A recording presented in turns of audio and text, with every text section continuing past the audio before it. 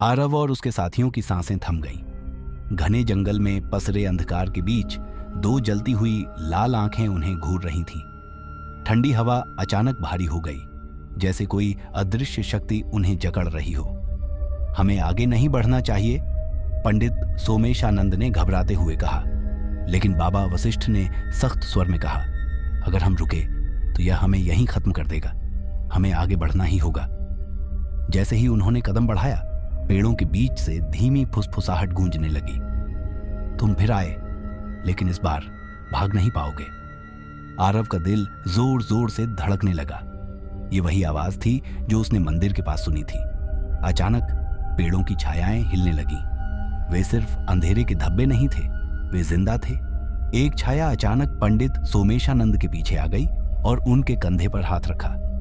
पंडित जी की चीख निकल गई और उनके चेहरे का रंग उड़ गया, जैसे उनकी आत्मा को कोई चूस रहा हो। आरव ने झपट कर उन्हें खींच लिया और बाबा वशिष्ठ ने एक मुट्ठी भभूत हवा में उड़ा दी। एयूएम नमः शिवाय।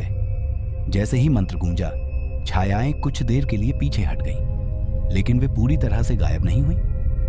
हमें जल्दी करनी होगी, बाबा वशिष्ठ ने कहा। वासुकी अब पहले से ज्यादा शक्तिशाली हो चुका है।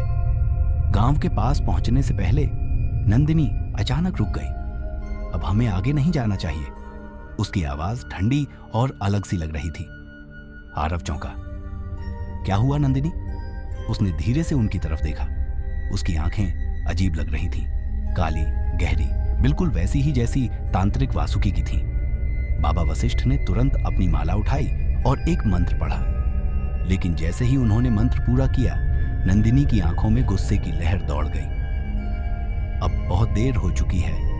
नंदिनी के शरीर में कंपन होने लगा। उसकी छाया बढ़ने लगी और अचानक वह हवा में उठ गई। हाँ, मूर्खों, तुम्हें लगा कि मैं सिर्फ तुम्हारा इंतजार कर रहा था। उसकी आवाज अब नंदिनी की नहीं थी, वह वासुकी था। आरव को समझते देर नहीं लगी। वासुकी ने नंदिनी को अपने वश में कर लिया था। नंदिनी कहाँ है? आरव चिल्लाया। वासुकी ने हंसते हुए कहा, अगर उसे बचाना चाहते हो तो कमंडल मुझे सौंप दो। बाबा वशिष्ठ बोले, नहीं, अगर हमने कमंडल दे दिया तो यह पूरी दुनिया को श्रापित कर देगा। वासुकी गिरजा और हवा में झटके से उड़कर आरव की ओर बढ़ा। लेकिन इसी समय पंडित सोमेशानंद ने अपनी माला से एक चाकू निकाला, एक प्राचीन यंत्र जो वासुकी को रोक सकता था। अब इसका अंत होगा, बाबा वशिष्ठ ने मंत्र पढ़ते हुए कहा। वासुकी अब पूरी तरह खुल चुका था। हवा में काले धुएं के बादल उठने लगे। आरव, बाबा वशिष्ठ और पंडित सोमेशानंद तीनों ने मिलकर उसका सामना किया। लेकिन क्या वे सच में वासुकी को हरा पाएंगे, या यह सिर्फ एक बड़े विनाश की शुरुआत थी? अब बताइए, क्या आरव वासुकी को हरा पाएगा, या कहानी को किसी और मोड़ पर ले जाना चाहते हैं? वासुकी के शरीर से काले धुएं की लहरें उठने लगी। उसकी छाया फैलती जा रही थी, जैसे पूरे जंगल को निगलने के लिए तैयार हो। बाबा वशिष्ठ ने अपनी कमंडल माला उठाई और जोर से मंत्र पढ़ना शुरू किया। एयुम ह्रीं क्लीं काल भैरवाय नमः। जैसे ही मंत्र गूंजा, चारों ओर की हवा कांप उठी। लेकिन वासुकी बस हंसता रहा। तुम सोचते हो कि इन मूर्ख मंत्रों से मुझे रोक लोगे? मैं अब सिर्फ आत्मा नहीं, एक शक्ति बन चुका हूं। उसकी आवाज इतनी भारी थी कि आरव के कान सुन्न हो गए। तभी आरव को एक हल्की फुसफुसाहट सुनाई दी। आरव, बचाओ। उसका दिल जोर से धड़का। यह नंदिनी की आवाज थी, लेकिन वह कहां थी? उसने गौर से देखा। वासुकी की छाया के बीच एक धुंधली आकृति झलक रही थी, एक छोटी सी कुटिया जो पूरी तरह धुएं से ढकी थी। नंदिनी वहां कैद है, आरव चिल्लाया। लेकिन जैसे ही उसने कुटिया की तरफ कदम बढ़ाया, वासुकी ने जोर से गरजते हुए कहा, कोई वहां नहीं जाएगा। वासुकी ने अपनी लंबी काली भुजाएं फैलाईं और हवा में एक घातक भंवर बन गया। उसके अंदर अजीब अजीब आकृतियां तैर रही थीं, शायद वे आत्माएं जो उसने कैद कर रखी थीं। बाबा वशिष्ठ बोले, अब सिर्फ एक ही रास्ता बचा है। पंडित सोमेशानंद ने उनकी तरफ देखा।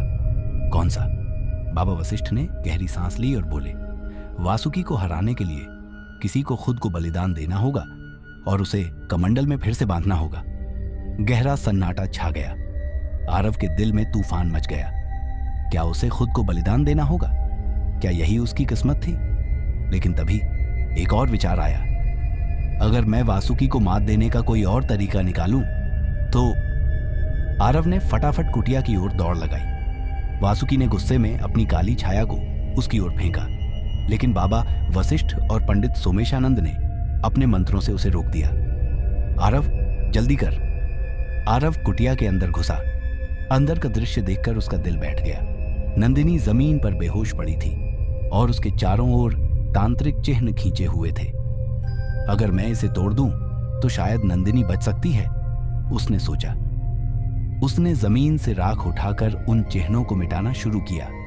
जैसे ही आखिरी चिन्ह मिटा, नंदिनी ने जोर से सांस ली और उसकी आंखें खुल गईं। बाहर वासुकी की चीख गूंज उठी। नहीं, तुमने उसे मुक्त कर दिया। उसका शरीर बुरी तरह कांपने लगा। बाबा वशिष्ठ ने तुरंत कमंडल उठाया और अंतिम मंत्र पढ़ा, एयूएम रीं फट स्वाहा। जैसे ही मंत्र पूरा हुआ, कमंडल ने एक जोरदार चमक छोड़ी और वासुकी की छाया खींचकर उसके अंदर समाने लगी। वासुकी चीखता रहा, लेकिन कुछ ही क्षणों में वह पूरी तरह से कमंडल में कैद हो गया। सब कुछ शांत हो गया। नंदिनी बच गई थी। गांव सुरक्षित था।